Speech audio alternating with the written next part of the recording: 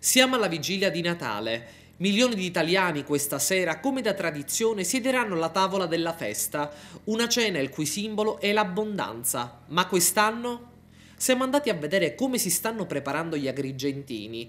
C'è chi non rinuncia alla tradizionale cena, chi magari è ospite o chi invece, guardando i cartellini dei prezzi, è costretto a voltarsi le spalle e andare via.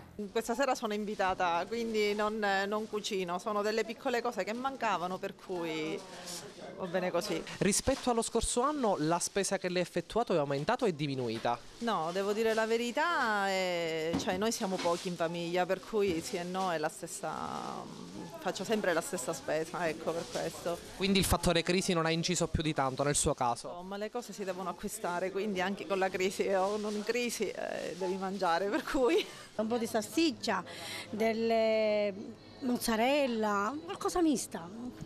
E rispetto allo scorso anno come fare la spesa del Natale? Cara, troppo cara. Pesce, broccoli, purè di patate, queste cose così. E rispetto allo scorso anno come fare la spesa?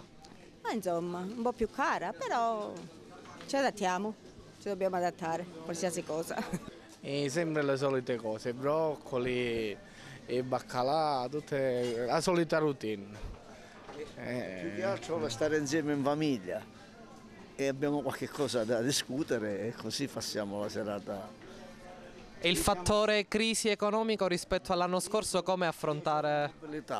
E perciò se lei si immagina, mio figlio è licenziato, perciò lei pensa un pochettino che cosa può essere il nostro avvenire oppure il nostro cuore. Cerchiamo di dimenticare questo handicap. Oggi è la vigilia di Natale qui al supermercato per effettuare gli ultimi acquisti.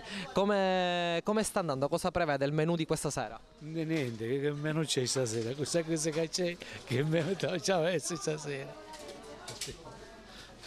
Quindi è assolutamente segnato questo Natale dal fattore crisi? No, penso di sì.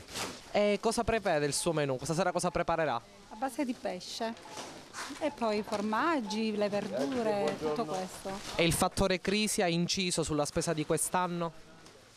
Poco, i prezzi sono più aumentati, però non di tanto. Quest'oggi è la vigilia di Natale e lei è qui a fare gli ultimi acquisti. Com'è fare la spesa oggi rispetto agli altri anni? No, non la faccio la spesa, come tutti i giorni. Non c'è niente di speciale. Per me è uguale. Non si può cattare più niente. Non ci arriviamo. Quindi sarà un Natale segnato dalla crisi economica? Questo sì. Non solo per me, per tutti. Un Natale diverso dagli scorsi anni. Purtroppo si è distolto lo sguardo dal vero significato della festa di inequivocabile matrice religiosa. La crisi economica non dà tregua e le novità governative che entreranno in attive a breve inquietano la gente. L'auspicio è quello di trascorrere, nonostante tutto, un sereno Natale.